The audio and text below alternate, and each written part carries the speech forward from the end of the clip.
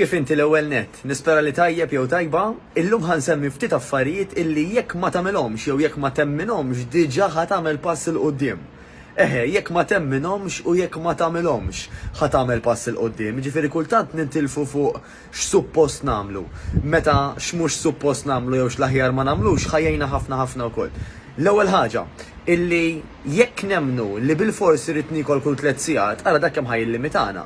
Illi jien ħanħossni illi Alla ħares xi darba jew oħra kilt wara 4 sigħat pereżempju għax il-metabolizmu slow jajtu, gidba.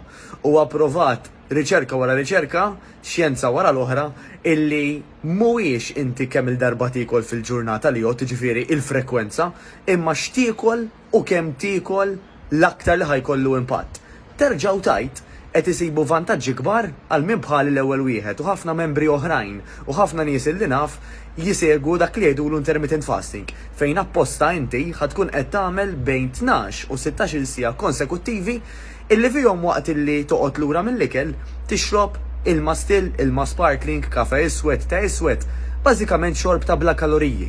Jiġifieri nevitaw anke f'dak il-perjodu il-ħalib u it-sokkor fost l-oħrajn. Issa, għal iktar dettalji tista' anke tfittex videos oħrajn li għandna dwar l-intermittent fasting mhux l-iskop dan il-video, però l-iskop huwa li ngħidlek illi mhux vera li trid bil-forsi jkollu 3 sigħat jekk inti tixtieq illi timmaniġġja il-pace tiegħek u x-xaħam żejjed illi forsi tixtieq illi tnaqqas minnu. Dik number 1. Number 2, mhux vera laqqas tagħmel l-exercise kuljum. Waqt illi ideja tajba li nagħmlu exercise illi speċjalment huwa dak li jgħidulu resistance training, jiġifieri eżerċizzju li qed ninvolvu l-weights, jew inkella qed nużaw ġisimna bħala weight pereżempju, illi ħalli ħafna benefiċċji, mhux sempliċiment biss biex nollu l-metabolizmu u bekk naħarqu aktar xaħam, imma da ħajżomna aktar flessibbli, aktar mobbli, aktar b'saħħitna, ħantejbu l-kwalità tal-ħajja f'ħafna aspetti differenti, inkluż anke fl-irqat u fil-moods tagħna fost l-oħrajn għax anke nkunu qegħdin innaqsu l-istress. Però kull eżerċizzju għandu l-benefiċċji tiegħu, resistance training għall-iskopijiet tagħna jidher li huwa wieħed mill-aktar illi għandu benefiċċji. Ħrafa oħra li titgħamel l-exercise għax-xemx. Mhux vera li iktar ma tereq iktar qed taħraq xaħam, dak huwa ilma illi ħireġ u anzi iktar ma titlef ilma aktar importanti li tixrob ilma. Jiġifieri billi nittrenjaw nagħmlu l-exercise fis-sħana u fix-xemx essaċ ma ħangawdu xejn long term, anzi jista' jwassalna għal ċertu dehydration, jiġifieri dik ħrafa wkoll.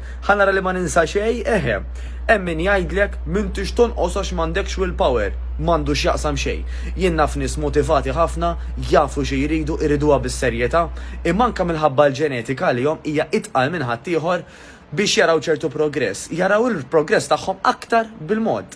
Mhux ma jarawx riżultat, jarawh aktar bil-mod. Għax wara kollox din hija xjenza. Jekk inti ħadd ħsieb ċertu fatturi bħal pereżempju il-bioloġija, mela aħna ħanaffettwaw il-bioloġija tagħna, dak li nagħmlu, dak li niklu, kollu ħajaffettwa anke l-ġisem kif jirrispondi għal dak li qed isir. Semmejna l-ewwel l-intermittent fasting, kemm ħajjin biex pereżempju iżomm minna l-livell tal-insulina baxx. Għal daqstant, diment li persuna ma tieħux l-insulina bħala mediċina, il-bqija tagħna aħna kollha kemm aħna, apparti ħana ġa nirrepeti min jieħu l-insulina, għax dak il-każ min jieħu l-insulina importanti li anzi ma jsumx, tajjeb, però mill-bqija meta aħna insumu meta ngħidu bejn 12 u 16 siegħa. Jiena ħana stjeni mill-ikel u minn dak ix-xorb li fih it-sokkor u anke ħalib, hemmhekk qed inżomm l-insulina baxxa u dan qed jippromuovi f'ġismi illi jiena nkompli naħraq aktar xaħam żejjed. Tajjeb, jiġifieri fih ħafna vantaġġi anke ta' saħħa u apparti minn hekk anke biex intawlu iż-żmien u l-kwalità li aħna ngħixu bħala snin ukoll. Issa min jgħidlek no pain no gain, ħrafa oħra jekk inti muġuħ jew muġuha m'għandekx għalfejn tagħmel exercise dak il-ħin jew dakinhar. Anzi, kemm importanti illi jekk inti muġuħ titkellem ma' fiżjoterapista, iktar milli ma' tabib, ħan nirrakkomandalek fejn jidħol uġieħ tal-exercise speċjalment ma' fiżjoterapista, ħalli jagħtik parir sew. B'kull rispett lejhom naf ħafna tobba li jagħmlu ħafna ġid, hemm oħrajn illi għal kull raġuni jgħidulek mur imxi jew murhom.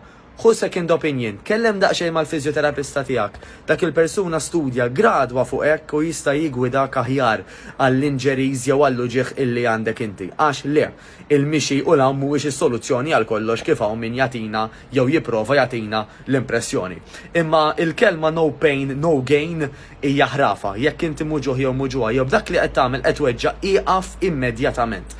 Effort huwa tajjeb, pain mhuwiex tajjeb assolutament. Mela, dik kellimni jew kol tal-aħħar u waħda kbira di. Min jgħidlek illi il-weights huma għal bodybuilders. Tajjeb mela jekk inti ħatuża l-weights ħatimbena anke jekk inti mara. Ħrafa totali.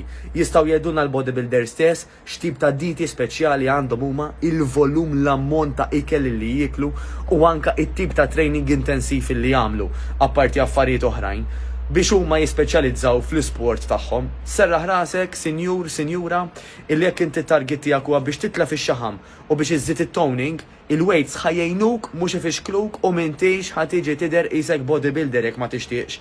Ħadd ma jiġi qisu bodybuilder bi żball. Di importanti ħafna illi nifhmuha għax dak li semmejna li jgħidulu resistance training jagħmel ħafna u ħafna u ħafna ġid u b'dawn il-ħrejjef nistgħu nagħmlu ħafna iktar ħsara milli ġid.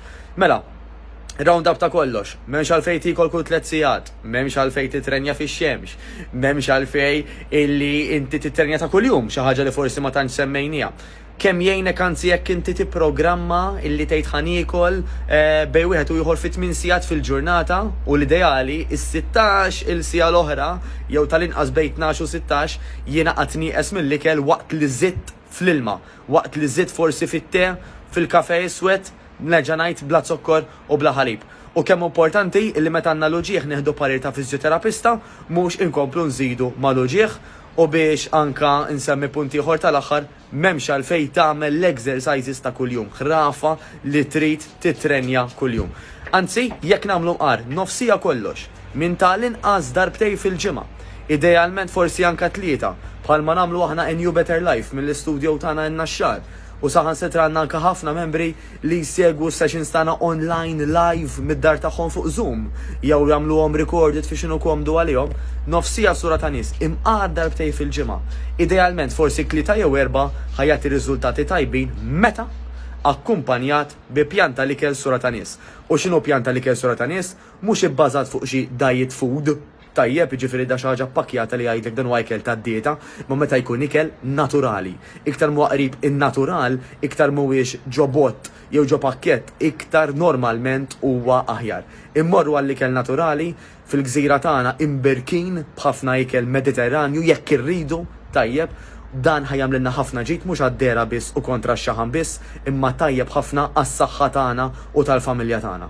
Nawguralek il-ġid. Jiena Mattejus Grasso minn A New Better Life.